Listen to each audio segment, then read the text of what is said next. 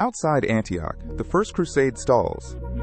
Instead of facing scattered rulers and rival garrisons, the Crusaders confront a coordinated Seljuk coalition that cuts their supplies and holds the city. Jerusalem's fate is no longer a foregone conclusion. Historically, the Great Seljuk Empire fractured after Sultan Malik Shah I and his vizier Nizam al-Mulk both died in 1092. But what if Nizam al-Mulk had survived the attempt on his life long enough to manage the first, most dangerous months of the succession? One surviving vizier would not make the Seljuks invincible. It could, however, preserve institutions at the moment a child sultan inherits a contested empire. From there, the Crusades, Mongol invasion, and rise of later Turkish states might begin from a very different balance of power. In the 11th century, Seljuk Oghuz Turks entered Persia and Mesopotamia, building an empire across much of the Islamic world. Their expansion was rapid, but authority still depended on alliances, provincial commanders, and the credibility of the Sultan. At Manzikert in 1071, Alp Arslan defeated the Byzantine army and accelerated Turkic settlement in Anatolia. His son Malik Shah inherited an expanding realm, but its size also made succession and coordination increasingly difficult. Malik Shah's reign from 1072 to 1092 is often remembered as a high point of Seljuk power. From Isfahan, he relied on Nizam al-Mulk's administration, military patronage, and networks of scholars and officials. Nizam al-Mulk helped build a bureaucracy that connected tax districts, garrisons, and educational institutions. It strengthened the center, but it never erased powerful emirs, family rivalries, or the competing interests of the empire's regions. That system had enemies. Nizari Ismaili Fadais targeted leading figures of the Sunni Seljuk establishment, turning court politics into a struggle fought through intelligence, fear, and sudden violence. In October 1092, Nizam al-Mulk traveled near Nahavand. Historically, an attacker disguised as a holy man reached his litter and fatally wounded him. This is the moment where the timeline changes. Here, one alert guard notices the weapon in time. The attacker is restrained before reaching the litter. Nizam al-Mulk is shaken and later wounded in the struggle, but he survives, long enough to act when Malik Shah dies weeks later. Malik Shah dies in November 1092. His eldest son Barkiyaruq is only about 13, while rival princes and their supporters immediately compete for influence. Nizam's survival cannot solve the succession, but it gives the court an experienced organizer at its most vulnerable moment. Recovering in Isfahan, Nizam assembles a regency around Barkiyaruq. He offers offices, revenue guarantees, and recognition to wavering emirs, buying time for the young sultan, rather than pretending the rival claims do not exist. Barkiyaruq becomes sultan, but the regency does the governing. Rivalries still produce rebellions and bargaining, yet the first wave of conflict is more contained than in our timeline, because provincial elites have a credible center to negotiate with. The difference appears first in logistics. Routes through Persia and Mesopotamia remain more reliable, keeping taxes, grain, messages, and soldiers moving, even as the dynasty argues over authority. When the First Crusade enters Anatolia, it still meets dangerous terrain, local enemies, and Byzantine politics. But Seljuk commanders can exchange intelligence and coordinate field forces more effectively than the fragmented rulers of the historical crisis. The regency does not command every local ruler directly. Instead, it uses subsidies, hostages, and shared supply depots to build a coalition around Anatolia and northern Syria, enough to make a crusader advance slower and far more expensive. In this scenario, Antioch holds.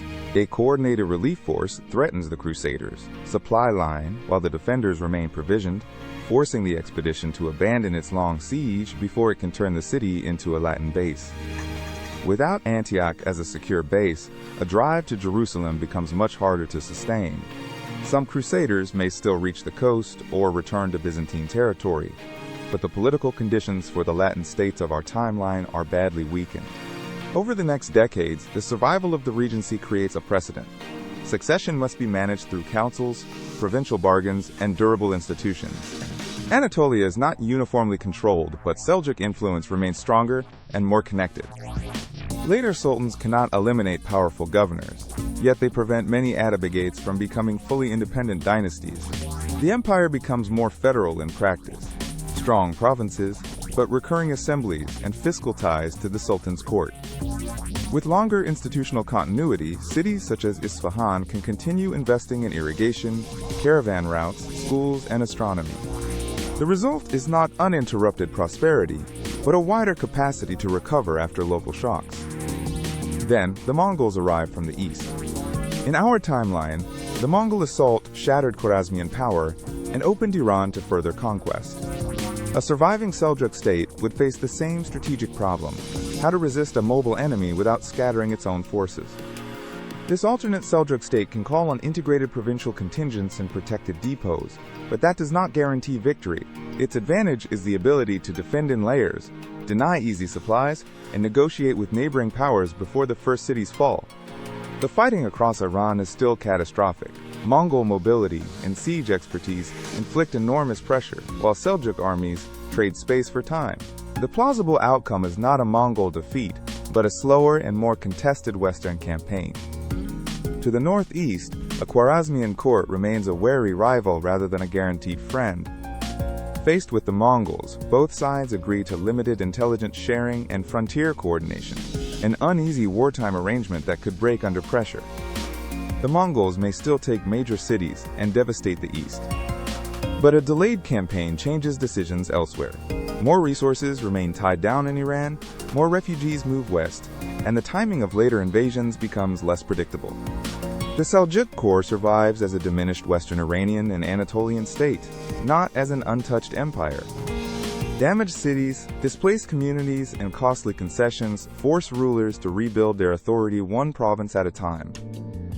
The Mongol shock reshapes the state rather than simply confirming its strength. In the decades after the invasions, Seljuk rulers rebuild through tax compromises, military grants, and provincial autonomy, measures that preserve the dynasty but also limit the center. By the early 14th century, a surviving dynasty may call itself the Greater Seljuk Sultanate in this alternate timeline.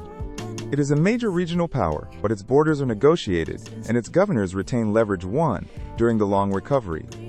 As Anatolia recovers, frontier Turkish beyliks still exist, but no great vacuum lets one of them dominate the peninsula quickly. A regional bey who resembles the kind of leader from which the Ottoman house emerged must instead seek charters, marriages, and service within the Seljuk order. South of them, the Mamluk Sultanate still rises from Ayyubid Egypt in the 13th century. By the late 14th century, Cairo and the Seljuk court meet as powerful neighbors, sometimes trading partners, sometimes rivals over Syria and caravan routes. Across the following decades, regulated trade becomes one of the empire's main strengths and vulnerabilities. Italian city-states, Armenian merchants, and Muslim trading networks seek access to Anatolian and Syrian ports, while local officials compete to tax that traffic. The resulting cultural world blends Turkic military traditions, Persian literary culture, Arabic scholarship, and local Anatolian practices. It is not a single uniform civilization, but a network of courts and cities held together by patronage and movement. By the early 16th century, the same institutions that once ensured survival become expensive to maintain. Pay for garrisons, irrigation, courts, and trade security raises taxes, inviting resistance from both towns and tribal confederations. In the middle of that century, provincial identities remain powerful. A sultan can preserve loyalty only by balancing local autonomy with central demands, meaning a strong empire may look less like a single machine and more like a permanent negotiation. If the state keeps access to ports, its naval resources could check some European commercial expansion in the eastern Mediterranean. But sea power would compete with land defenses and revenue needs, making every distant expedition a calculated risk. By the 17th century, reform failures, changing trade routes, and frontier wars could finally erode the bargain that kept the empire together. Its decline would be gradual and contested, not the automatic reward of one old succession crisis. That longer survival would change more than a map. It could delay the Ottoman imperial path, alter the balance with the Mamluks and Mongols, and preserve different choices for cities, from Isfahan to Antioch. But every result depends on later rulers meeting crises their founders could not foresee. One saved life would not guarantee a permanent empire. It could preserve institutions long enough for history to branch in new directions. This has been Historix Vault. More alternate histories are coming.